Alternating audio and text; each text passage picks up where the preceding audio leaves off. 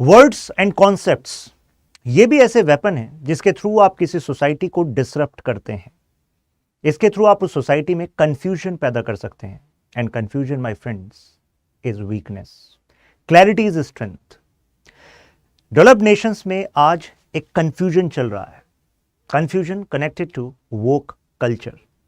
इस डिबेट के दोनों पहलुओं पर आज हम इस वीडियो में चर्चा करने वाले हैं।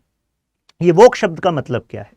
ये वर्ड आया तो अवेक से है, लेकिन इसके जो यूसेज हैं वो समय के साथ इवॉल्व हुए हैं। और आज जिस डिसरप्शन, कंफ्यूजन, वीकनेस की मैं बात कर रहा हूं वो आज के इस वोक शब्द के मायनों से है। आप में से कई लोग सोचेंगे, सर वेपन तो हमने टैंक सुना है, वेपन तो हमने हथियार सुना है, कोई और हथियार, मिसाइल, गन। कॉन्सेप्ट कैसे एक वेपन हो सकता है? शब्द कैसे एक वेपन हो सकता है? क्योंकि अगर लोगों को जीतना हो तो आप लोगों की थिंकिंग को कंट्रोल करिए। अगर आपसे कहा जाए पैसा सबसे ज्यादा बड़ी पावर है या फिर हथियार सबसे बड़ी पावर है, तो उसी में एक सबसे बड़ी पावर वो है controlling the thinking process. Leftist discourse में एक शब्द है हेजमनी। आम भाषा में आप वर्चस्व मानते हैं। जब मैं शब्द बोलता हूं तो आप समझेंगे, अच्छा अगर कोई अपनी बात मनवा पा रहा हो तो वो है वर्चस्व। लेकिन एक्चुअल में जब हम किसी देश, संस्कृति, समाज या दुनिया की बात करते हैं तो वर्चस्व केवल एक ने कुछ कहा, दूसरे ने मान लिया, इससे नहीं होता। वर्चस्व केवल पैसे से नहीं होता, वर्चस्व केवल हथियार से नहीं होता, वर्चस्व आपकी कॉमन सेंस पे कंट्रोल करने से होता है। अगर आपको लगे ये आपकी कॉमन सेंस है लेकिन दूसरे आपकी इस कॉमन सेंस को कंट्रोल करने लगे, तो बताइए वो दूसरों का वर्चस्व होगा कि नहीं होगा? रिसेंटली ट्रंप ने बयान दिया कि he is going to finish this woke culture, और ऐसे में इनके स्टॉन्च सपोर्टर रहे हैं mister Elon Musk. Elon Musk ने एक बयान दिया था कि वोक वायरस ने उनसे उनका बेटा छीन लिया। आप में से कई लोग सोचेंगे वायरस क्या है? एक्चुअली उनका जो टीनेज चाइल्ड था, मतलब he was a boy later converted into a girl, तो सेक्स चेंज हो गया। तो ऐसे में एलन मस्क ने कहा कि ये केवल मेरे साथ नहीं हुआ, ये स्कूल्स में हो रहा है, जहां पर बच्चों को कंफ्यूज किया जा रहा है, कुछ ऐसे मूवीज दिखाकर, कुछ ऐसे टेक्स्ट बताकर जिससे जस्टिफाई कर दिया जा रहा है कि ये इंक्लूजन है। अगर मैं आपसे कहूं कि good evening ladies and gentleman, तो ऐसा भी हो सकता है कि वो कल्चर के समर्थक कहें कि ये तो इनसेंसिटिव वाली बात हो गई। आपने लेडीज एंड जेंटलमैन कहा, हमारे बारे में कहां कहा? हमसे मुखातिब नहीं है आप। तो वो कल्चर में अगर हम एलजीबीटी के मायनों को लाएं तो पर्सपेक्टिव कहता है कि 72 के आसपास आपके जेंडर्स हैं, 72 के आसपास जेंडर्स हैं, and we should be acceptable to all. बात एक्सेप्टेबल या रिजेक्शन की नहीं है, हर कोई जैसे जीना चाहता है वैसे जिए। लेकिन बात है कि अगर वो कल्चर के नाम पर मेन स्ट्रीमिंग की जा रही है कुछ ऐसी चीजों की जो चीजें पहले एग्जिस्ट नहीं करती थी। आप कहेंगे बदलाव तो समय का नियम है, लेकिन बदलाव के नाम पर अगर कंफ्यूजन हो रहा है, डिसरप्शन हो रहा है, मेंटल डिसऑर्डर्स फैल रहे हैं, वीकनेस हो रही है। जैसे ट्रंप का कहना है कि एक तरफ यूएसए के स्कूल्स में बच्चों को टीचर्स बता रहे हैं that you should be open to identify yourself as boy और गर्ल। शायद आप में से कुछ लोग सोचेंगे बॉय, गर्ल या फिर कुछ और, ये तो बायोलॉजिकल सेक्सुअल ऑर्गन से डिसाइड होता है ना। पैदा होते ही अगर जो जेनिटल्स हैं वो बॉय के हैं तो देन अल्टीमेटली मतलब that boy is going to turn into a man, और अगर गर्ल जेनिटलिया है तो वुमेन, लेडी, और अगर कुछ और है तो ऐसे में transgender, due respect to transgenders as well. लेकिन इसके अलावा क्या हो सकता है? तो यहां पर जो वोक कल्चर का पर्सपेक्टिव है वो कहता है कि late those boys decide, late those girls decide कि वो क्या हैं। तो हो सकता है कि उनके पास जेनिटल ऑर्गन्स बॉय के हों लेकिन अंदर से वो गर्ल की तरह फील करते हों। अगर उस बच्चे को भी समझ ही नहीं है और आप उसको बताएंगे कि देखो you can be a girl despite you are having sexual organ of a boy, तो it may create confusion, because अभी उनका दुनिया के साथ एक्सपोजर लिमिटेड है। तो ऐसे में वहां टीचर्स अगर इंक्लूसिवनेस के नाम पर ऐसे टेक्स्ट को रीड करा रहे हैं, ऐसी टूलकिट के थ्रू एक कुरिकुलम बनाया जा रहा है, then it may create problem. इसी को लेकर यूएस की फ्लोरिडा स्टेट ने स्टॉप वोक नाम से एक्ट भी लॉन्च कर दिया। कहा कि LGBTQ के नाम पर हम स्कूल के बच्चों को ये एजुकेशन नहीं देंगे। हालांकि कई देशों, कई जो अदर स्टेट्स हैं उसमें इसका खिलाफत भी हुई कि ऐसा क्यों करा जा रहा है, बट उनका कहना था it is creating confusion among our children. अब मैं पर्सपेक्टिव बताऊं, ये वाला मैं सारे पर्सपेक्टिव्स कवर करूंगा। एलन मस्क पे आते हैं। तो एलन मस्क ने कहा कि उनके बच्चे को was a boy was actually ये कन्फ्यूजन उसके दिमाग में डाला गया स्कूल में, और फिर बताया गया कि ये बच्चा सुसाइड कर सकता है, लाइक कन्फ्यूज्ड माइंड है, लिमिटेड एक्सपोजर है, और ऐसे में उसको लगेगा कि सोसाइटी इज़ इन डिस्टोपिया, यानी कि सोसाइटी में सब कुछ खराब है, दुनिया खराब है, बर्बाद है। तो ऐसे में वो अपने जेंडर को लेकर कंफ्यूज्ड है, वो अपनी आइडेंटिटी को लेकर कंफ्यूज्ड है। मैंने क्या कहा था, clarity is a strength, order brings stability. आपने सुना भी होगा, सिद्धांत क्लियर होने चाहिए। अब ये कंफ्यूजन यहाँ पर हो रहा है। अब we should not actually, you can say zero down in this fact कि हर किसी के साथ ऐसा ही हो सकता है किसी को मेंटल डिसऑर्डर हो, कुछ मेंटल इलनेस हो जिसका इलाज हो सकता है, वो भी एक बीमारी की तरह है। We should be well aware of this fact. लेकिन एलन मस्क का कहना है कि वो वायरस के कारण हुआ, और क्योंकि स्कूल ने कहा कि ये तो सुसाइड कर लेगा, तो इस वजह से आप इसको प्यूबर्टी ब्लॉकर दे दीजिए। तो प्यूबर्टी ब्लॉकर भी स्कूल में दिए जा रहे हैं। प्यूबर्टी ब्लॉकर है क्या? आपने देखा होगा कि जब आप टीनेज में थे, और जो पेरेंट्स इस वीडियो को देख रहे हैं, तो आप अपने बच्चों के साथ इन चीज़ों पर क्लैरिटी ला सकते हैं कि जैसे आप ग्रो करते हैं, टीनेज में आते हैं, तो आपने देखा होगा कि मेल की वॉइस चेंज होती है, ऐसे ही गर्ल के बॉडीली फंक्शंस चेंज होते हैं। नेचर ने हमें ये गिफ्ट दिया है कि हाँ, हर एक स्टेज में हमारी बॉडी चेंज होती है, ट्रांसफॉर्म होती है। तो ऐसी प्यूबर्टी के दौरान हम ट्रांसफॉर्म होते हैं, राइट। कुछ हार्मोनल चेंजेस होते हैं, राइट, बिहेवियरल चेंजेस भी होते हैं। और आपने सुना होगा कि टीनेज बहुत ही वल्नरेबल स्टेज होती है। आप में से कई लोगों को अपनी टीनेज के बारे में याद आ रहा होगा, एग्रेशन, राइट, कॉन्फ्लिक्टिंग माइंडसेट। तो ऐसा हर किसी के साथ होता है। और वहां पर अगर टॉप अप कर दिया जाए ये confusions regarding gender, dystopian idea about society, what is bad in society, तो कंफ्यूजन बढ़ सकता है। तो प्यूबर्टी ब्लॉकर देने, प्यूबर्टी ब्लॉकर यानी कि आपने केमिकल दे दिया, इंजेक्शन दे दिया, और उसके बाद अब वो बच्चा क्योंकि बॉय नहीं बनना चाह रहा था, उसको अब लगने लगा है कि वो अंदर से तो गर्ल है, जेनिटल्स बॉयज के अंदर से लग रहा है उसको गर्ल है। तो अब वो बॉय वाला अगर उसने प्यूबर्टी ब्लॉक कर दी, तो अब जो बॉडीली जो इवोल्यूशन होना था बॉय की तरह, वो रुक गया। उसके बाद सेक्शन सर्जरी हुई, और सेक्शन सर्जरी के बाद नाउ वो गर्ल बन गया। कई ऐसे भी आर्टिकल्स मैंने रीड किए जिसमें कि ऐसे जो टीनेजर्स हैं वो आगे जाके प्रॉब्लम फेस कर रहे हैं। अब उनको कुछ टाइम बाद लग रहा है कि नहीं, ये तो गलत हो गया। सेक्सुअल चेंज जो एक उस समय का जो साइकोलॉजिकल माइंडसेट था, शायद उस वजह से मैंने सेक्शन सर्जरी कर ली, एक्चुअली तो आई एम मैन। लेकिन अब क्या होगा? तो आपको नहीं लगता कि जिस समय पर यूएस में बच्चे इन कंफ्यूजन्स में उलझे हुए हैं, इन डिबेट्स में उलझे हुए हैं, दूसरी तरफ China is focusing on training them in taekwondo, training them in maths, technology, coding. वो नेक्स्ट जनरेशन की हाई टेक्नोलॉजी के लिए अपनी ब्रीड को तैयार कर रहे हैं, अपने लोगों को तैयार कर रहे हैं, और यहाँ पर इन कन्फ्यूजन में उलझे हुए हैं। तो इसी वजह से ट्रंप का कहना है कि कन्फ्यूजन नहीं, क्लैरिटी लानी पड़ेगी।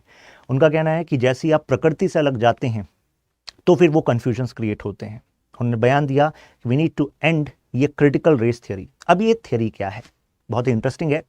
ये थ्योरी कहती है कि अलग अलग रेसेस, अलग अलग ग्रुप्स, पॉलिटिकल इंस्टीट्यूशंस, कानून, एकेडमिया, इन सब के थ्रू अपने फेवर में सिस्टम को करके रखते हैं। क्रिटिकल रेस थ्योरी यहाँ रेशियल एक्सप्रेशन है। ऐसा ही इसका इस्तेमाल वो कल्चर का इंडिया में भी हो रहा है, और ये हमेशा से होता रहा है। हम उस पर भी by the end of this video सब क्लैरिटी आपको हो जाएगी। इनका ये कहना है कि यूएस में लोगों को अमेरिकन एंड नॉन अमेरिकन ऐसा कैटेगराइजेशन आपस में रखना चाहिए। That's it. You should be proud of being American and you have to make America great again. MAGA आपने सुना होगा। लेकिन अगर आप सोसाइटी को रेशियल बेसिस पे डिवाइड करते रहोगे, कब तक चलेगा ये? अफर्मेटिव एक्शन पॉलिसीज हो गई, स्लेवरी एबोलिश हो गई पास्ट में, अब तो हमें ज्यादा एसिमिलेशन तब होगा जब हम कॉमन आइडेंटिटीज को पुश करें, यानी कि आप जिन शब्दों, जिन कॉन्सेप्ट्स पर ज्यादा जोर देंगे वही कॉन्सेप्ट सोसाइटी के थिंकिंग को, सोसाइटी की वर्किंग को शेप करेंगे। अगर आप पुश करेंगे बीइंग अमेरिकन, तो अमेरिकन ही आइडिया प्रोपगेट होगा, सोसाइटी और करीब आएगी, स्ट्रांग होगी, ऐसा इनका कहना है। जैसे इंडिया के कंटेक्स्ट में अगर हम धर्म के नाम पर, जाति के नाम पर भेदभाव रखेंगे कि अच्छा इन जातियों ने शोषण किया है, हमें इनके खिलाफ होना चाहिए, अब जातियों में ही बटे रहेंगे। एक तरीके से उन जातियों के जो नेता हैं वो नेता कभी नहीं चाहेंगे कि जो जातियां पिछड़ी रह गई थी वो उभर कर आएं, क्योंकि अगर उभर कर आ गए तो वो इन डिविजन्स के बारे में उतनी कॉन्शियसनेस नहीं रखेंगे, वो आगे बढ़ जाएंगे लाइफ में। तो ऐसे जैसे हम यहाँ डिवीजन की एक डिबेट यहाँ पर देखते हैं, उसका क्या इंपैक्ट होता है इंडिया की पॉलिटिक्स में देखते हैं, ऐसा ही जो यूएस में हो रहा है इस पर कमेंट है डोनाल्ड ट्रंप का। उनका कहना है ये ट्रांसजेंडर इंसैनिटी ये तो खत्म होनी चाहिए स्कूल से, जिसका जिक्र मैंने अभी किया था। इसी जैसे उन्होंने स्पीच दी थी, ये बड़ी फेमस हुई थी स्पीच, उसके बाद एलन मस्क ने बयान भी किया था, yes finally something is going to come, keep men out of women sports. ये आपने देखा होगा पेरिस जो ओलंपिक थे उसमें ये अल्जीरियन मैन, ये बॉक्सर है, मैन है, ये ईमान खलीफ, और ये विमेन बॉक्सिंग में उतर गए। कैसे उतर गए? क्योंकि वो कहता है कि हर किसी को ना अपना आइडेंटिफिकेशन तय करने का पूरा हक होना चाहिए। तो अगर मेल जेनिटल्स हैं लेकिन उसको लगता है अंदर से कि वो फीमेल है, तो एक्सेप्ट करो कि वो फीमेल है। अगर नहीं कर रहे हो तो you are not being inclusive, आप तो इनसेंसिटिव हो रहे हो। तो ऐसे में जो वेमेन है उनके लिए चांसेस कम हुए कि नहीं हुए? मैं आपको बता दूं कि वोक एज एन आइडिया इनिशियली वो अमेरिकन जो ब्लैक पॉपुलेशन थी उनके सोशल जस्टिस के लिए आया था। इसका मतलब था स्टे अवेक, जागरूक रहो कि सिस्टम में तुम्हारे साथ जो गलत हो रहा है वो कैसे हो रहा है, जागरूक रहो कि तुम अपने आप को कैसे आगे बढ़ाओगे। उसके बाद फेमिनिस्ट ने भी इसका इस्तेमाल किया कि नहीं, women need to be aware कि how systematically they are being treated as secondary sex, कि उनको एक दूसरे दर्जे का जेंडर माना जा रहा है। लेकिन अब उसके ऐसे इस्तेमाल भी होने लग रहे हैं वोक के। अब इस पर इनका कहना है कि भाई ये तो फीमेल के साथ गलत है।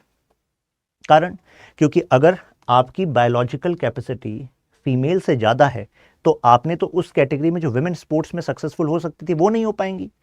प्लस ऐसे ही हमने स्विमिंग कंपटीशन में भी देखा, ऐसे डिफरेंट स्पोर्ट्स में देखा। I was searching about the record in past 1 year, तो एक विमेन स्पोर्ट्स एक ट्रांसनेशनल एनजीओ है, यानी कि इंटरनेशनल लेवल की एनजीओ है, उसके डेटा के हिसाब से पिछले 1 साल में 988 ऐसे मेडल्स हुए हैं इंटरनेशनल लेवल के, डिफरेंट मतलब बियॉन्ड नेशन मतलब इंटरनेशनल लेवल के, जिसमें कि ऐसी कैटेगरी यानी कि कोई मेल था, कोई ट्रांसजेंडर था और उसने फीमेल कैटेगरी में आकर कंपीट किया और जीत गया। तो उनका कहना है इसका तो बड़ा नेगेटिव इंपैक्ट होगा विमेन स्पोर्ट्स पर्सन्स पे।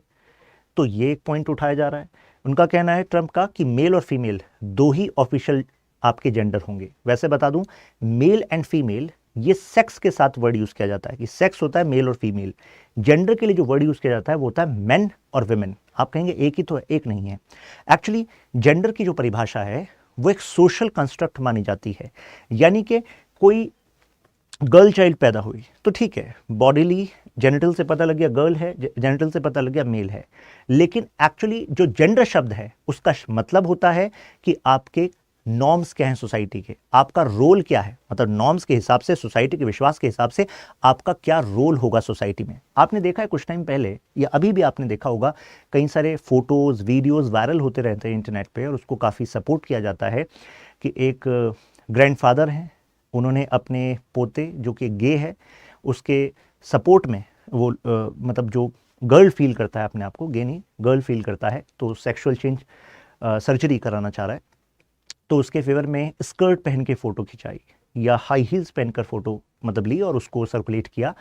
तो इससे ये आइडिया प्रोपगेट होता है कि why we should actually put ourself into one norm कि साड़ी केवल गर्ल्स ही पहने, बॉयज़ को नहीं पहन सकते साड़ी। आपने ये देखा होगा, ये एक काउंटर कल्चर, ये वाले जो आइडियाज़ हैं पॉपुलर होते रहते हैं बीच बीच में।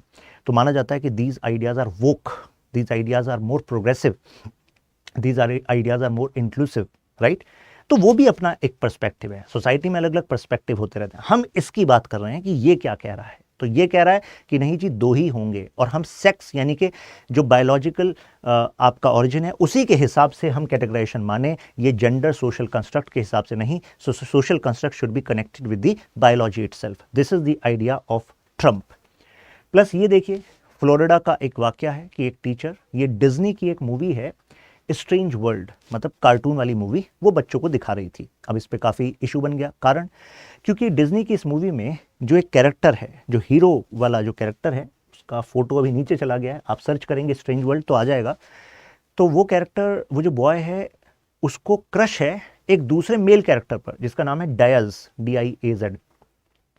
अब बात यह है कि कोई बच्चा है जो फर्स्ट क्लास का है, सेकंड क्लास का है, थर्ड क्लास का है, और अगर वो कार्टून में देखता है कि एक बॉय दूसरे बॉय के लिए अट्रैक्टेड है, नॉट गर्ल्स, तो उस बच्चे के जो यू कैन से ओरिएंटेशन है, दुनिया के बारे में उसकी समझ है, उस पर ये एक इन्फ्लुएंस डाल सकता है कि नहीं डाल सकता है? डाल सकता है। तो ट्रंप का यही कहना है कि भाई अगर अदर जेंडर्स एग्जिस्ट करते हैं, जो एग्जिस्ट करते हैं, तो एग्जिस्ट करें, उसके लिए जो लिबरल आइडियाज हैं वो उनको ड्यू स्पेस दे रहे हैं सोसाइटी में, लेकिन आप इसको मेन स्ट्रीमिंग करो कि नहीं यही आइडिया है, इसी तरीके से बाकी लोग भी चलें, बाकी लोग भी इसके बारे में सेंसिटिव हों और इससे एक बदलाव की लहर आ जाए, तो वो बदलाव की लहर कंफ्यूजन क्रिएट कर सकती है बाकी जनता के लिए, वो प्रॉब्लम क्रिएट कर सकती है सोसाइटी में। तो दैट इज द पर्सपेक्टिव।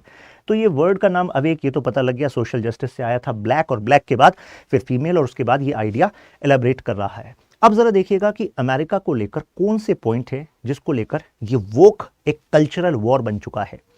पहला, ये आइडिया कहता है कि we are rejecting American exceptionalism, मतलब कि अमेरिका एक एक्सेप्शन है, अमेरिका के ऊपर बड़ी जिम्मेदारी है, वो वर्ल्ड का जो इकोनॉमिक ऑर्डर है उसमें हेल्प करता है, उसका जो कल्चर है वो दुनिया एक्सेप्ट करती है। तो अब यूएसए इसको प्रोटेक्ट करना चाहता है। मैंने क्या कहा था, हेजेमनी, वर्चस्व। वर्चस्व यूएसए का केवल इस वजह से नहीं आया कि उसके पास हथियार ज़्यादा हैं, इस वजह से नहीं आया केवल कि पैसा ज़्यादा है, इस सब के साथ साथ उसकी एक कल्चरल हेजेमनी है। जैसे कि उसकी डेमोक्रेसी, जो आइडिया ऑफ लिबरल डेमोक्रेसी है, वो कितने सारे देशों ने अपनाया, प्लस उसके जैसा culture, American dream, American culture, ना चाहते हुए भी हम सब अपना रहे हैं कि नहीं अपना रहे हैं वेस्ट का कल्चर? बिल्कुल अपनाते हैं, हमारी वेशभूषा, बोल चाल हर जगह पर है। लेकिन अमेरिकन एक्सेप्शनलिज्म का आइडिया ये एक्चुअली काउंटर कर रहा है, कह रहा है कि अमेरिका के पास ये हेजेमनी का कोई दायित्व है नहीं, ये सब अमेरिका ने बनाया हुआ है, दिस कैन बी ब्रोकन। तो अमेरिका को लग रहा है अच्छा ये वोक वाले ये भी कह रहे हैं, ये वोक का आइडिया कह रहा है कि America is not a true democracy. True democracy में तो पार्टिसिपेशन होता है, राइट टू वोट ही डेमोक्रेसी नहीं होती, हर कोई अपनी बात रख सके। अब अमेरिका का कहना है कि भाई हमसे ज़्यादा अच्छे तरीके से पॉलिटिकल स्टैब्लिशमेंट में बात तुम कहाँ रखवा लोगे? चाइना में रखवा कर देखो, रशिया में देखो, नॉर्थ कोरिया में देखो, शायद गायब ही हो जाओगे। तो अगर हम डेमोक्रेसी नहीं तो कौन है? ये ट्रंप का कहना है। इनका कहना है ब्लैक वर्सेस व्हाइट, ये डिवीजन बरकरार है और ब्लैक सिस्टमैटिकली एक्सप्लॉइटेड हैं और व्हाइट जो हैं वो अनड्यू एडवांटेज रखते हैं। तो ट्रंप का कहना है इस कन्फ्यूजन में मत पड़ो वो के, आप अमेरिकन हो, अमेरिका की प्रोग्रेस के लिए काम करो, अपनी लाइफ को प्रोग्रेसिव बनाओ। Women suffer in American society, how women can suffer? तो इनका कहना है कि देखो अल्टीमेटली जो अमेरिकन सोसाइटी है उसमें मेल डोमिनेंस है। तो ट्रंप का कहना है look around the world, what is happening. Yes, women upliftment होना चाहिए, लेकिन why you are pinning this on America? Plus ये जो जेंडर का आइडिया है, तो वोक का कहना है कि आप कौन से जेंडर से बिलोंग करते हैं ये आपकी स्वेच्छा है, मतलब आप खुद तय कर सकते हैं। आपको लग रहा है कि कल से आप मतलब यू हैव दिस ओरिएंटेशन कि आपको काफ़ी समय से फील हो रहा था and you want to be recognised as a person belonging to women gender, then it should be recognised. अभी आगे डिबेट में आपको पता लगेगा कि आपका जो सर्टिफिकेट इशू हो जेंडर का, उसमें कोई मेडिकल टेस्ट नहीं होना चाहिए। ये एक लॉबी जो है वो कल्चर को सपोर्ट करने वाली, उसका ये मानना है टेस्ट नहीं होना चाहिए। उनका कहना है कि टेस्टिंग इज डिमीनिंग, क्योंकि ये केवल जेनिटल ऑर्गन से कनेक्टेड थोड़ी ना है, ये तो how that person feels from inside, ये तो उससे भी है, ये प्रकृति ने उसको ऐसा दिया है, ऐसा इनका कहना है। Right, identity should be decided on this basis. अब जैसे इस पे एक ओपिनियन देता हूं आपको, जैसे खुजराव के बारे में सुना हुआ है आपने, India, Madhya Pradesh, Khajuraho temples, right. तो इंडियन सोसाइटी में भी diversity of sexual orientation was scene, right, but presence and main streaming दोनों बातों में फर्क होता है। presents with due respect to those who are belonging to this is one thing, but mainstreaming that is another thing. तो यहां पर जो चैलेंज किया जा रहा है उस मेन स्ट्रीमिंग को किया जा रहा है. प्लस कैपिटलिज्म जो है अमेरिका का वो एक्चुअली डीपली फ्लॉड है. तो यूएसए का कहना, मैं तो कह ही रहा था, ये जो चाल है ये लेफ्ट की है, यानी कि कम्युनिस्ट हथियारों के बल पे नहीं जीत पाए तो अब ये सोसाइटी को कमजोर करना चाह रहे हैं.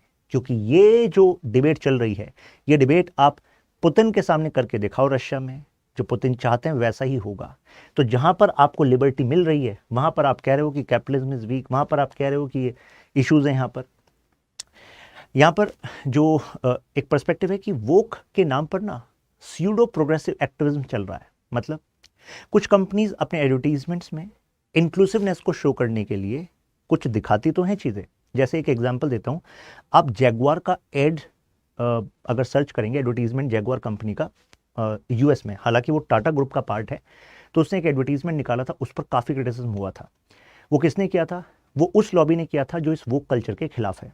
उन्होंने कहा कि कई बार डाइवर्सिटी के नाम पर आप कुछ भी एडवर्टीजमेंट में दिखाना चाहते हैं क्योंकि आप मिलेनियल्स और जो जेन जी है हमारी, उनको अट्रैक्ट करना चाहते हैं टुवर्ड्स योर ब्रांड.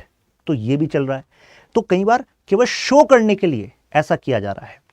प्लस कई कंपनीज पर दबाव भी बन रहा है. ऐसा कहा जा रहा है कि you have to show that you are inclusive and that is why you are deliberately seeking कि हमारे पास कुछ LGBTQ कम्युनिटी के लोग होने चाहिए, ब्लैक कम्युनिटी के लोग होने चाहिए. तो एक प्रेशर बन गया है. तो you should not discriminate, but you should not deliberately seek कि कोई बेटर टैलेंट हो सकता है, आप उसको हटा रहे हो, दूसरे को रख रहे हो केवल in the name of diversity. और आप में से जो लोग कॉर्पोरेट से होंगे तो आप भी ये बात समझते होंगे कि ह्यूमन रिसोर्स जो रिसेंट ट्रेंड है उसमें डाइवर्सिटी कितनी ज़्यादा इंपॉर्टेंट मानी जाएगी. Diversity is not wrong, but diversity in context of that you should not discriminate, but diversity in the context of just showing up, just pseudo you can से progressive, that is wrong. तो ये यहाँ पर कहा जा रहा है. Plus अब वोक ना इंसल्ट की तरह इस्तेमाल होने लगा है. जैसे रिपब्लिकन्स डेमोक्रेट्स को कहते हैं, अच्छा यू आर बीइंग वोक, मतलब तुम नाम मात्र के लिए केवल ऐसी चीजें कर रहे हो जिससे कंफ्यूजन डिसरप्शन हो सोसाइटी में. जो डेमोक्रेट हैं उसमें भी जो सेंटर डेमोक्रेट हैं, वो जो लेफ्टिस्ट डेमोक्रेट हैं, उनके लिए ऐसा शब्दों का इस्तेमाल कर रहे हैं. फ्लोरिडा ने तो कह ही दिया कि डिस्कशन ऑन रेसिज्म हमारी बुक से हट जाना चाहिए. अभी यहाँ पर एक इंटरेस्टिंग बात बताता हूँ. जो कोविड की सेकेंड वेव आई थी उसके जस्ट बाद NCERT ने एक मैनुअल रिलीज किया था. हमारी NCERT आप सब ने पढ़ी है ज़्यादातर, है ना. उसने एक मैनुअल रिलीज किया था टीचर की ट्रेनिंग के लिए. वो मैनुअल था जेंडर सेंसिटिविटी पर कि भाई teacher should be gender sensitive and they should include this in their curriculum. तो उसमें जो वर्ड था वो ट्रांसजेंडर था, लेकिन उसके अंदर जो आइडियाज थे these ideas wanted to expect from our teachers that they should talk about lesbian, gays, bisexuals as accepted ways of living.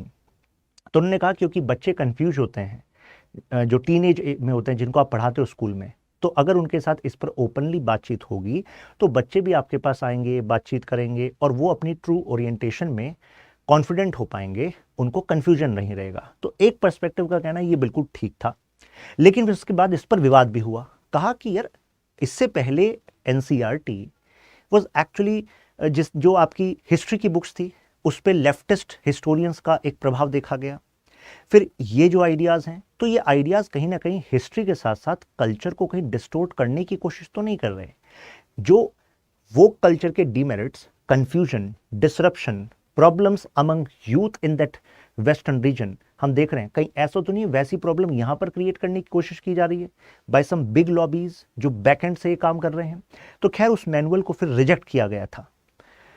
तो अब इन्होंने भी ऐसे ही रिजेक्ट कर दिया. इन्होंने कहा कि इन्होंने रेसिज्म पर कहा रेसिज्म पर बातचीत नहीं होगी, और ये जो जेंडर्स पर बातचीत हो रही है, जेंडर पर आप ऐसे आइडियाज को बच्चों के साथ एक्सपोज नहीं करेंगे. बच्चों को ग्रो करने दो इन द रेस्पेक्टिव डोमेन, और जब उनकी एक एज हो जाएगी तो let them explore their sexuality on their own. Teachers should not, our education curriculum should not intervene and you can say in any way impact their sexuality. ये भी तो हो सकता है. हंगरी देखिए, हंगरी का जो राइट विंग जो पॉलिटिक्स है वो भी इसके खिलाफ है. ऐसे स्विट्जरलैंड में बयान आ रहे हैं कि कुछ बैंक्स जो हैं अपने आप को वोक दिखाने के लिए, इंक्लूसिव के लिए इन आइडियाज़ को प्रोजेक्ट कर रहे थे. ऐसा नहीं होना चाहिए. Now how woke culture became this defame term, क्योंकि पहले तो अच्छी टर्म मानी जाती थी, अभी ये बदनाम हो गई है। क्यों? क्योंकि यहाँ पर लेफ्ट और राइट के बीच में एक वेपन की तरह इसका इस्तेमाल हो रहा है, प्लस वो के नाम पर कुछ ऐसे काम किए जा रहे हैं जिससे कि जो अच्छे ऑलरेडी कार्यक्रम चल रहे हैं वो खराब हो रहे हैं। आप कहेंगे एग्जाम्पल, जैसे कनाडा की मैं बात करता हूँ, तो वहाँ पर डोमेस्टिक वायलेंस से पीड़ित जो वुमेन थी उनके लिए एक शेल्टर होम बना हुआ था जिसमें डोनेशंस आती थी। लेकिन अब कनाडा की जो लोकल अथॉरिटी, वैंकूवर की मैं बात बता रहा हूँ स्पेसिफिकली, तो वैंकूवर की जो लोकल अथॉरिटी है, जैसे आपके यहाँ म्यूनिसिपैलिटी होती है, वो उस शेल्टर होम को मेंटेन कर रही थी, विमेन शेल्टर होम। अब वो उसमें डोनेशंस आते थे और उससे वो मेंटेन होता था। अब लोकल अथॉरिटी ने कहा देखो हम ना जेंडर इंक्लूसिव हैं। अब जेंडर इंक्लूसिव का मतलब, अगर कोई मैन कहे कि नहीं आई एम ट्रांस विमेन, मतलब मैं बॉडी से मैन दिखता हूं लेकिन एक्चुअल में अंदर से मैं एक फीमेल हूं, तो मुझे इस शेल्टर होम में रहने दो। तो उस लोकल अथॉरिटी ने कहा ठीक है, हम तो भाई इंक्लूसिव वाले हैं, आइए आप रहिए। अब इससे वहां पर जो रह रही विमेन, उनको प्रॉब्लम हुई कि भाई उनके बीच में ये मैन कैसे रह रहा है, सेम वॉशरूम यूज कर रहा है, तो उनके लिए तो काफी यू कैन से डिलेमा हो गया। तो इसके बाद जो वहां पर फंडिंग हो रही थी वो फंडिंग रुक गई, और जिसकी वजह से जो विमेन के लिए बना वो शेल्टर होम वो बंद करना पड़ा। तो एक तरीके से यहाँ पर इंक्लूसिवनेस इस तरह के डिसरप्शंस भी ला रही है ऑलरेडी जो वेलफेयर प्रोग्राम्स चल रहे हैं उन पर। तो कहा जा रहा है कि ये ट्रेडिशंस, नॉर्म्स को चैलेंज कर रहा है। अब मैं यहाँ पर इन्फ्यूज करना चाहूँगा एक idea which we teach in Indian political thought. तो मैं PSR ऑप्शनल पढ़ाता हूँ, पॉलिटिकल साइंस इंटरनेशनल रिलेशंस, तो उसमें एक आपका चैप्टर आता है एंशिएंट इंडियन पॉलिटिकल थॉट, उसमें एक सब पॉइंट हिंदू पॉलिटिकल थॉट। तो हिंदू पॉलिटिकल थॉट में हम एक वर्ड पढ़ते हैं धर्म। तो धर्म का मतलब इंग्लिश में रिलीजन नहीं होता, धर्म का मतलब ऑर्डर है, व्यवस्था है। आपने सुना होगा धर्म की जय हो, अधर्म का नाश हो। तो यहां पर धर्म का मतलब क्या है कि आपकी रिलीजन की जीत नहीं। यहां पर जो आइडिया हिंदू पॉलिटिकल थॉट का वो कहता है धर्म मींस ऑर्डर। नेचर हमें शो करती है, अगर सोलर सिस्टम में आप देखें तो सन, अर्थ, एक ऑर्डर चल रहा है, इस ऑर्डर के तहत ही सब कुछ चल रही है। मतलब अगर अर्थ रोटेट करती है, रिवॉल्व करती है, तो रेंडमनेस नहीं है। ऐसा नहीं है कि अच्छा जी अर्थ जो है अब स्टेशनरी रहेगी, तो there is a order. Photosynthesis जो आप लीव्स में देखते हैं, जिसके बलबूते एग्रीकल्चर होता है और हम प्रकृति के इतने फायदे ले पाते हैं, नेचर के फायदे ले पाते हैं, लेकिन वो फोटोसिंथेसिस में भी एक सिस्टम है, एक ऑर्डर है कि प्रकृति के कुछ नियम है वो फॉलो होते हैं, तभी जाकर चीजें सब अच्छे से चल रही हैं। तो जो आइडिया ऑफ धर्मा है वो कहता है ऑर्डर शुड बी मेंटेन। अधर्म means when you are going out of order. तो उसके हिसाब से नेचर ने हर एक चीज में ऑर्डर दिया है, क्योस नहीं है, this a order. We need to identify this and when we align our life with these principle, जब हम इन सिद्धांतों को समझ लेते हैं और जीवन में इन सिद्धांतों को ले आते हैं तो लाइफ में क्लैरिटी होती है, फिर बड़े से बड़ी जो चैलेंजेस है वो हैंडल हो जाते हैं। तो ये जो पर्सपेक्टिव है, ये राइट विंग पर्सपेक्टिव भी कहा जाता है। ये पर्सपेक्टिव कहता है कि जो लेफ्टिस्ट पर्सपेक्टिव है वो केओस फैला रहा है। क्यों? क्योंकि ट्रेडिशंस, नॉर्म्स को चैलेंज कर रहा है। जैसे कि लेनिन की बात करते हैं तो लेनिन ने कहा कि कैपिटलिज्म जो है वो प्रॉब्लम है, विमेन तुम्हारा एक्सप्लॉयटेशन कैपिटलिज्म की वजह से हो रहा है, और हम तो एक्सप्लॉयटेशन नहीं करते, हम तो सबको बराबर ट्रीट करते हैं। प्लस कहा कि धर्म एक ओपियम है मासेस की, जैसे मार्क्स का आइडिया है, मार्क्स के according religion is opium of masses, नशे की तरह है। लेकिन रिलीजन की वजह से सोसाइटी में ऑर्डर भी है, स्टेबिलिटी भी है, कंट्रोल है एक तरीके से, वो भी तो है।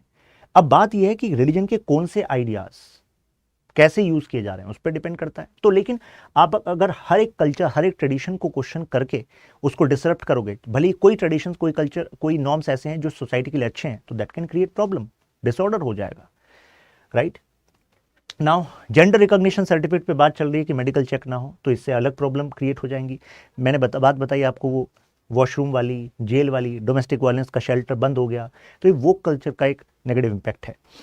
कैंसल कल्चर भी चल रहा है। कैंसल कल्चर का मतलब है कि अगर कोई वोक मान लीजिए नहीं शो कर रहा तो उसके खिलाफ कैंसल कल्चर चल सकता है। जैसे कि आपने कुछ मूवीज में देखा होगा, तो कुछ मूवीज में या एडवर्टीजमेंट में, जैसे एक आप ब्रांड का नाम बताइएगा, ठीक है, तो उस ब्रांड का एडवर्टीजमेंट था ज्वेलरी का, तो उसमें इंटर रिलीजन एक कपल दिखाए हैं, याद आ रहा है कुछ? एक धर्म का मतलब दूल्हा है, दूसरे धर्म की दुल्हन है, और वहां पर गिफ्ट दिया जा रहा है और उस गिफ्ट में एक ज्वेलरी बॉक्स दिया जा रहा है। तो बेसिकली वो इंटर रिलीजन मैरिज को नॉर्मलाइज कर रहे हैं, भाई होती भी है शादियां। तो अब ऐसे में इसके खिलाफ कैंसल कल्चर चल गया था, उस ब्रांड को बॉयकॉट करने लग गए थे। ऐसी मूवीज को लेकर बॉयकॉट होता है। तो यानी कि जो वोक है कि भाई एक्सेप्टेंस इंक्लूजन होना चाहिए क्या, तो उसके खिलाफ भी यहां पर कैंसल कल्चर चल जाता है। कई बार अगर कोई इन आइडियाज को इन्वॉल्व नहीं करता तो उसके खिलाफ कैंसल कल्चर चल जाता है। तो ब्रांड्स आर लाइक कि करें तो करें क्या, राइट। अब देखिए इंडिया के केस में क्या है, जो मैंने हिंदू आइडियोलॉजी की बात बताई, तो इनका मानना है कि ये जो आइडियाज हैं वोक के, जो इंक्लूसिव के नाम पे डिसरप्शन कर रहे हैं, ये एक तरीके से एंटी हिंदू हैं। एंटी हिंदू क्यों? क्योंकि they are questioning every tradition, every norm, and without tradition and norm, without roots, no plant can ever grow. कहते हैं ना कि किसी से उसकी संस्कृति छीन लीजिए। मैं एक एग्जाम्पल आपको देता हूं। जैसे Britishers were able to successfully colonise so many areas across the world, how they did that? आपको क्या लग रहा है? सोफिस्टिकेटेड वेपन्स केवल, इकोनॉमिक माइट नहीं, बाय रीडिंग अदर्स कल्चर्स। जैसे बाकायदा ओरिएंटलिस्ट स्कॉलर्स होते थे, दूसरे के कल्चर्स को पढ़ते और फिर अपने हिसाब से इंटरप्रेट करके पब्लिश करते थे, पढ़ाते थे। तो अगर आपको इतिहास के बारे में, अपने कल्चर के बारे में बताया जाएगा, तुम्हारे यहाँ तो राजा आपस में लड़ते रहते थे, क्या ही था, इस वजह से यहाँ पर ब्रिटिशर्स आ गए।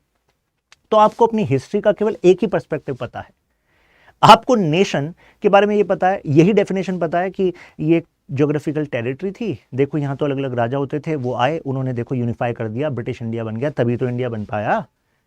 लेकिन ऐसा भी तो हो सकता है नेशन का जो आइडिया है वो इनका टेरिटोरियल था लेकिन हमारा टेरिटोरियल नहीं था, हमारा आइडिया अलग था नेशन का, और हमारे यहाँ जो टेरिटरीज हैं वो एक्सपेंड भी होती रही, श्रिंक भी होती रही, कंट्रोल श्रिंक और एक्सपेंड होता रहा, कल्चर अलग अलग रहे, और this cultural assimilation was attribute of India as a nation. ये आइडिया है कल्चरल नेशनलिज्म का। तो कल्चरल नेशनलिज्म का जो आइडिया, जो कि इंडिया की नेशनल मूवमेंट को भी ड्राइव करा, जिसने ब्रिटिशर्स के खिलाफ भारत को एक करा, ये तो उस आइडिया को ही क्वेश्चन कर देते हैं। कहते हैं नेशन की दीवारें हटाओ, पूरी दुनिया एक है, पूरी दुनिया एक है। लेकिन जब दुनिया के कुछ भाग आप पर अटैक करेंगे या आपको कमजोर करेंगे या केवल अपने आप को मजबूत करने पर बात करेंगे, उसके बाद क्या? तो इंडिया का जो आइडिया है वो वसुधैव कुटुंबकम है, हम एक परिवार की तरह हैं, लेकिन अपने आप को मजबूत जब तक नहीं करेंगे, जब तक परिवार में हम कुछ कंट्रीब्यूट नहीं करेंगे, तो तब तक ये परिवार कैसे चल पाएगा? तो strength is there and it can only be there when you recognise your speciality, and your speciality is connected to not just your right interpretation of history, right interpretation of culture, it is also about what you do now. You need to focus on sophisticated, you can say technologies, you should focus on economic resurgence. केवल मतलब फिर आप कहेंगे कि यार ये तो culture history की बात क्यों करनी, टेक्नोलॉजी की बात करो, इकोनॉमी की बात करो। देखिए यही भूल चाइना ने नहीं करी। चाइना ने अपने कल्चर की स्ट्रेंथ को साथ में रखा, जापान ने अपनी कल्चर की स्ट्रेंथ को साथ में रखा, because people need strong roots to drive their life. And that is why technological progress, economic progress is also connected to roots, that is culture. संस्कृति आपकी आर्थिक प्रगति में बाधक नहीं है, वो आपकी ऊर्जा बनेगी, ये आइडिया है यहाँ पर. और इनका मानना है ये वो कल्चर उसको डिसरप्ट करने की एक चाल है. जैसे कि यहाँ पर आरएसएस चीफ का आइडिया क्या है कि मीडिया, एकेडमिया, इन सब जगह पर अभी वो कल्चर के जो लोग हैं वो बैठे हुए हैं और वो जानबूझकर सेल्फिश, मतलब वो डिसरप्ट करना चाह रहे हैं. They are selfish, they are deceitful, वो केवल अपने एजेंडा को सक्सेसफुल करना चाहते हैं. यानी कि ये चैलेंज है इंडिया की सोसाइटी के लिए. तो अब पेरेंट्स में और बच्चों में है जनरेशनल गैप. जैसे अगर मैं कोट करूं सैम ऑल्टमैन को, ओपन एआई, याद आ रहा होगा चैट जीपीटी, उनका मानना है कि पिछले 50 सालों में जितनी ह्यूमैनिटी प्रोग्रेस करी है technology wise, you know, and other areas of development, उससे ज़्यादा 15 साल में कर गई है. और 15 साल में जितना हमने प्रोग्रेस किया है उससे ज़्यादा 5 साल में किया है. तो अगर आप अपने बच्चों को देखें कि यार आपके बच्चे बहुत तेज़ी से चीज़ों को सीख रहे हैं, बहुत सारे ऐसे पर्सपेक्टिव रख रहे हैं जो आपको अपने एज में पता ही नहीं था जब आप उस एज में थे, तो ये सरप्राइज होने वाली बात नहीं है. ऐसे ही ह्यूमैनिटी इवॉल्व हो रही है और इसी की वजह से जो गैप है जनरेशन में वो बढ़ रहा है. तो उस गैप को प्लग करना ज़रूरी है. मतलब पेरेंट्स की बच्चों के साथ बातचीत ज़रूरी है, राइट? तो बातचीत के लिए क्या करना पड़ेगा? We need to be aware of what ideas they are expose to. We need to talk with them. तो if they are agitated about, अभी मैं एनसीईआरटी का एग्जांपल दूंगा एक चैप्टर का. If they are agitated about climate change, casteism, inequality, poverty, they are very emotional about it, तो you need to be aware of this कि हाँ ये फैक्ट हैं, उनसे बातचीत करनी होगी, लेकिन इनके साथ ब्लेंडिंग टेक्निक का इस्तेमाल करके कहीं ऐसे वोक आइडियाज उनके मन में न डाल दिए जाएं जिससे कि उनका कुछ नुकसान हो जाए। मैं एग्जांपल देता हूं। ब्लेंडिंग टेक्निक क्या है? आपको आपको 10 बातें करनी है, 10 में से 7 बातें ऐसी जो बिल्कुल सच हैं। भाई इकोनॉमिक इनइक्वालिटी है दुनिया में, क्लाइमेट चेंज एक इशू है, राइट? कुछ जगह हैं ऐसी दुनिया में जहां पर people are deprived of basic human rights, ये एक हकीकत है। लेकिन इन एग्जाम्पल्स को पढ़ने के साथ साथ फिर उनको इन्फ्यूज कर दिया जाए कोई ऐसा आइडिया जो उनकी सोच और अपनी लाइफ का विजन उससे उनको डिस्ट्रैक्ट कर दे, कंफ्यूज कर दे, एक ऐसी डायरेक्शन में ले जाए जहां पर वो डायरेक्शन उनके इकोनॉमिक प्रोग्रेस या उनके सोशल प्रोग्रेस की नहीं है। That can be an issue. And I am saying this in this context क्योंकि वोक एज एन आइडिया इवॉल्व हो रहा है। मैंने अभी आपको इसके इवोल्यूशन की पूरी कहानी बताई है। जैसे पेरेंट्स चाहते हैं बच्चों से कि मार्क्स लाओ, लेकिन what they are, you can say ये what they are very much fond of Marx कि दुनिया में नेशन बॉर्डर्स हटा दो, रिलीजन ओपियम ऑफ मासेस है। ये सारे जो नॉर्म्स हैं, ये सारे नॉर्म्स क्रिएट किए गए हैं तुम्हें गुलाम बनाने के लिए। Break them. दुनिया में इक्वालिटी कैसे आएगी? वायलेंस से आएगी। Workers of the world will unite together and violence justified है। Violence is like midwife of change. Violence गलत नहीं है। अब ऐसे आइडियाज से अगर एक्सपोज हो गए बच्चे और वो वायलेंस को जस्टिफाई करने लग गए तो हो सकता है वो आगे जाकर कुछ ऐसी गतिविधियों में मतलब इन्फ्लुएंस हो जाए। ऐसा नहीं होना चाहिए, but we need to be well aware of this, right? क्यों अब ज़्यादा अवेयर होना क्यों ज़रूरी है? क्योंकि अब इंफॉर्मेशन की एक्सेसिबिलिटी बहुत ईजी है और उस इंफॉर्मेशन की एक्सेसिबिलिटी के साथ साथ क्या है? ये एजेंडा है, प्रोपेगेंडा है, राइट? MBA हो, स्टेम प्रोग्राम हो, साइंस, टेक्नोलॉजी, इंजीनियरिंग, मैथमेटिक्स, हर जगह पर ये कहा जा रहा है कि हर जगह पर ये जो वोक आइडियाज़ हैं in this way they are being actually given. Parents वो चाहते हैं कि बच्चे इकोनॉमिक प्रोग्रेस करें, लेकिन बच्चे सोशल इश्यूज और डिस्क्रिमिनेशंस उससे ज़्यादा एक्सपोज हैं। अब हम ये नहीं कह रहे कि ये ज़रूरी नहीं है, नहीं, they should be well. All round personality तभी बनेगी जब वो आसपास की समझ रखेंगे, लेकिन आसपास की समझ के साथ साथ उनका कोर गोल भी उन्हें पता हो कि yes they have to contribute in society in a manner so that they can progress and do good for their society, for their parents. अब जो हेडलाइंस हैं उससे बच्चे सोशल इनइक्वालिटी और इन इशूज़ में के साथ वो ब्लेंडिंग बता देते हैं। मैं तो बता ही दिया आपको कि वो ब्लेंडिंग से इम्पैक्ट होते हैं। अब इनको लगता है कि सोसाइटी बैड है, अनफेयर है। अब इस वजह से parents need to be well aware. अब मैं एक एग्जांपल देता हूँ, ठीक है? ये आपकी एनसीईआरटी की बुक है, सोशल एंड पॉलिटिकल लाइफ 2। अब इस एनसीईआरटी की कुछ स्टोरी को समझते हैं। ये एग्जैक्टली स्टोरी एनसीईआरटी से, ये इमेजेस आपकी एनसीईआरटी में। ज़रा स्टोरी देखिए क्या है। यहाँ पर ये कांता है एंड सुजाता। तो कांता एंड सुजाता दो मेड हैं, ये वोट देने गई हुई हैं। तो यहाँ पर इनको ये कांता एंड सुजाता बात कर रही हैं और देख रही हैं कि पीछे लाइन में वो mister Jain and Mrs Jain भी लगे हुए हैं जिनके घर पर ये काम करती हैं।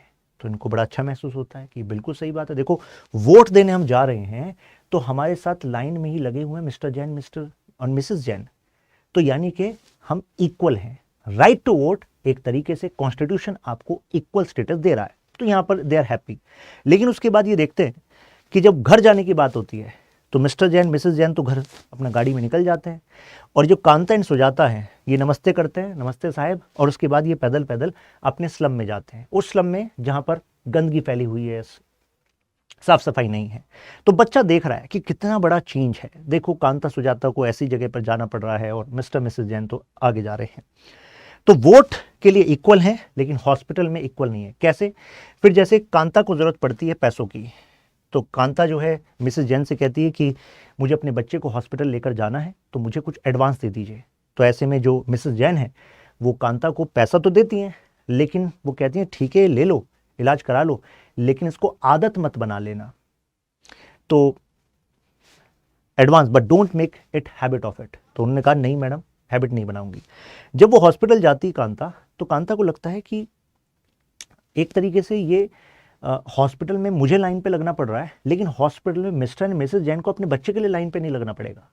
तो यानी कि वोट के लिए हम इक्वल हैं, लेकिन हॉस्पिटल में उनके पास प्रिविलेज है। फिर देखिए ऐसी इमेज दे रखी है, make sure to do the corners properly. और ये तो आप सब ने भी अपने घर में देखा होगा कि मेड साफ़ कर रही हैं तो अच्छा कॉर्नर में अच्छे से सफाई करना। तो बच्चे को इससे सेंसिटाइज किया जा रहा है कि देखो ऐसी इनइक्वालिटीज़ हैं। फिर उसके बाद ये एक एक्सरसाइज दी हुई है आपके एनसीईआरटी में, ये कुछ शादी के एडवर्टीजमेंट हैं, वो क्लासिफाइड वाला कॉलम, और कहा गया जरा इसमें आइडेंटिफाई करो कि कितने सारे ऐसे एडवर्टीजमेंट्स हैं, शादी के प्रपोजल्स हैं कि भाई जैसे ये है invited for 32 MMS 54 flair beautiful girl, right, यहाँ पे professor qualified beautiful tall girl, Gupta boy, Tamil Brahmin. तो बेसिकली आइडेंटिफाई करने के लिए कहा गया कि देखो यहाँ पर कास्ट एंड रिलीजन कितना बड़ा रोल प्ले करता है, यानी कि शादी में मैट्रिमोनियल एडवर्टीजमेंट में कास्ट एक बड़ा फैक्टर है, यानी कि हमारे समाज कास्ट के बेसिस पर बटा हुआ है। फिर वो चीज़ें हैं, जैसे एक एग्जाम्पल दिया हुआ है कि एक दलित कपल है, एक दलित फैमिली है, एक मुस्लिम कपल है, वो एक फ्लैट लेने जाते हैं सोसाइटी में, लेकिन उनको किराए पर फ्लैट नहीं मिलता। क्यों नहीं मिलता? क्योंकि जो ओनर फैमिली है उसको लगता है कि इनका जो खाने की प्रेफरेंसेस हैं वो हमारे साथ मैच नहीं करती, तो हम अपने किचन में ऐसा खाना नहीं बनवा सकते। ऐसा एग्जाम्पल दिया गया है। और साथ में क्योंकि एक्सरसाइज ये भी थी तो उस समय टीचर जो है वो कास्ट बेस्ड डिस्क्रिमिनेशन के बारे में भी बता रहे हैं। प्लस बताया गया जैसे ओम प्रकाश एंड द अंसारीज यानी कि मुस्लिम कपल, ओम प्रकाश झूठन अ दलित लाइफ, तो दलित की लाइफ के बारे में भी शो किया गया है। तो इससे बच्चे के अंदर सेंसिटिविटी आती है अबाउट दीज इश्यूज। सेंसिटिविटी ज़रूरी है एजुकेशन के लिए, क्या समाज में चलता है। लेकिन अब हमें आइडेंटिफाई करना है कि कहीं ऐसा तो नहीं है कि इसमें एक एस्पेक्ट ऐसा है जिस पर और बात होनी चाहिए, वो शायद बात नहीं हो रही। जैसे जो लिबरल पर्सपेक्टिव है, स्पेशली न्यू लिबरल पर्सपेक्टिव जिसको कहते हैं, वो कहेगा कि कांता एंड सुजाता जो मिस्टर एंड मिसेस जैन को क्रिटिसाइज कर रहे हैं एक तरीके से कि देखो ये तो हॉस्पिटल में लाइन में नहीं लगना पड़ रहा, देखो ये तो हमसे कह रही हैं कि आदत मत बना लेना, ये तो हमसे कह रही हैं कि कॉर्नर को अच्छे से साफ करो। तो न्यू लिबरल पर्सपेक्टिव जिसके स्कॉलर्स हैं, जैसे नॉजिक हैं एक स्कॉलर, वो कहते हैं कि भाई अगर किसी की प्रॉपर्टी है तो अगर उसने अपनी मेहनत से अर्न करी है तो वो विलेन क्यों बनाया जाता है सोसाइटी में? उसको विलेन नहीं बनाया जाना चाहिए। यानी कि अर्निंग और being rich is not a villainous thing. हमें अपने पॉलिटिकल इंस्टीट्यूशंस, इकोनॉमिक इंस्टीट्यूशंस को ऐसा बनाना चाहिए कि सबको बराबर अवसर मिल सके ऊपर उठने के। अगर वहां पर गड़बड़ी है उसको हटाना चाहिए, अगर कैपिटलिस्ट एंड पॉलिटिक्स में नेक्सस है उसको हटाना चाहिए। लेकिन अगर कोई मेहनत से अमीर बन रहा है तो इसका मतलब यह नहीं कि उसको विलेन की तरह ही आप प्रोजेक्ट करें। दूसरा, अगर दिखाया कि स्लम में कचरा फैला हुआ है तो उसके और क्या कारण है, उन कारणों पर भी बात होनी चाहिए, rather than just caste, rather than this difference between rich and poor। कि अगर स्लम्स में ये कूड़ा है तो उसका कारण क्या है कि सॉलिड वेस्ट कितना ज़्यादा बढ़ जाता है। हमें as a society hyper consumerism की तरफ नहीं जाना चाहिए। गांधी जी के आइडियाज़ को भी साथ में फिर इंक्लूड करते हैं आप इस बुक में कि भाई ठीक है, कंज्यूमरिस्ट कल्चर ना फैलाएं, राइट, यानी कि बड़ी रेस्पॉन्सिबल वे में चीज़ों का इस्तेमाल करें, रीयूज़ करें, रिसाइकल करें। तो यानी कि जब भी आप समाज के डिफरेंसेस की बात करें तो साथ साथ सॉल्यूशंस पर बच्चों को ऐसी एक्सरसाइजेस भी दें जिस एक्सरसाइज से बच्चे सोच सकें कि इसके और क्या क्या कारण हैं। बच्चों की अप्रोच केवल सिंपलिस्टिक नहीं होनी चाहिए कि जातिगत differentiation is the only differentiation, और भी कुछ कारण हो सकते हैं जिन पर हमें तह तक जाना पड़ेगा, और जो जातिगत है उस पर भी बात होनी चाहिए। अब ये जैसे दीवार का भी एक एग्जाम्पल दे रखा है। दीवार मूवी का ये सीन बता रखा है कि यहाँ पर एक बच्चा जो है डिफाइंस कर रहा है, जैसे कहता है कि मैं फेंके हुए पैसे आज तक नहीं उठाता, ये तो एग्जाम्पल दे दिया, यहाँ पर ये दिखा रखा है। तो इससे क्या शो कर रहा है कि डिफाइंस जो है, यानी कि मैं नहीं मानता तुम्हारी बात, ये अपने आप में सोशल जस्टिस का तरीका है। Defiance is a way to social justice. Defiance समझते हैं ना? तो अब ये वाला एग्जाम्पल मैंने आपको दे ही दिया कि ये डिस्क्रिमिनेशंस के साथ साथ ये इश्यूज भी आने चाहिए। तो एनसीईआरटी का जो लेसन है, तो लेसन को इन मुद्दों पर भी बात करनी चाहिए, राइट।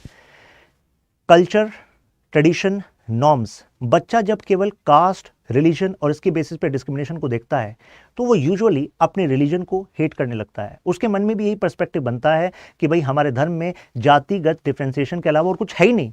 लेकिन क्या धर्म में जातिगत डिफ्रेंसिएशन के अलावा और कुछ नहीं है? हो सकता और भी बहुत कुछ है जिससे कि सोसाइटी में ऑर्डर रहे, प्रोग्रेस रहे। तो जो वेस्ट चाहता रहा है ड्यूरिंग कॉलोनियल टाइम कि तुम अपने धर्म के बारे में, अपनी संस्कृति के बारे में केवल नेगेटिव ही सोचो, तो वो तो नेगेटिव ही सोचकर तुम्हें गुलाम बना लेगा। फिर पीपल विल बी कंफ्यूज्ड कि वो फॉलो करें तो उनका खुद का डिसरप्शन चल रहा है, तो फिर कहाँ जाएं? तो कंफ्यूजन से क्लैरिटी की तरफ जाना पड़ेगा. You have to have one way. अब यहां पर जैसे डोनाल्ड ट्रंप कह रहे हैं कि नाउ दे आर मतलब Trump and Elon Musk is going to bring change in US institutions. So let's see what happens. हमें लेकिन एक लेसन लेना चाहिए कि अगर यूएस की सोसाइटी में ये सोशल वीकनेसेस उसके डिक्लाइन का कारण बन रही हैं, तो इंडिया के पास अगले 25 साल में एक बहुत बड़ी अपॉर्चुनिटी है, क्योंकि 2045-50 तक हमारे पास डेमोग्राफिक डिविडेंड जो है वो बहुत ज़्यादा फेवरेबल है, यानी कि जवान जनसंख्या. उसके बाद जो एजेड होगा, वो जो पॉपुलेशन होगी वो एजेड होने लगेगी, तो एक जो अपॉर्चुनिटी वो मिस हो जाएगी, राइट. उसमें फिर दूसरे तरीके से आपकी इकोनॉमिक प्रोग्रेस होती है, जैसे Japan and other countries are focusing on investing into other countries. लेकिन उसके लिए उन्होंने इतनी बड़ी इकोनॉमिक माइट हासिल करी है, इतनी ताकत हासिल करी है. वहां तक ताकत हासिल करने में, यानी कि भारत का आर्थिक, सामाजिक, राजनीतिक भविष्य क्या होगा, वो अगले 25 साल निर्धारित करेंगे.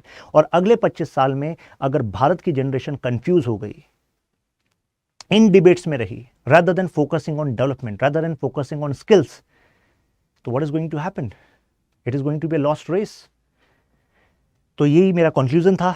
तो मुझे लग रहा है कि अब आपको क्लैरिटी मिल गई होगी. आपका क्या ओपिनियन है, आप इस कमेंट में शेयर कर सकते हैं. और अगर सब कुछ है क्लियर, मेंशन वाह इन कमेंट्स. यहां पर आप मेरे साथ कनेक्ट कर सकते हैं, Shashank Tyagi for you, Instagram, Telegram. ये क्वेश्चन देखिए, examine the concept of woke culture as being debated in context of social political issues.